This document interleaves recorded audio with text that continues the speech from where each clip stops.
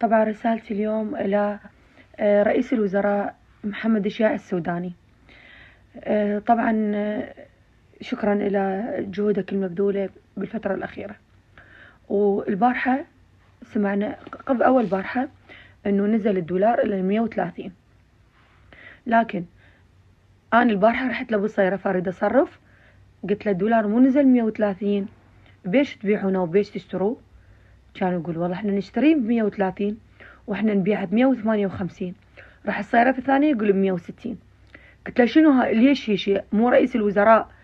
يعني حكومة هاي، وزارة الداخلية ورئيس الوزراء قرر هو نزول الدولار 130. كان يقول والله هذا الموجود. عفته وطلعت.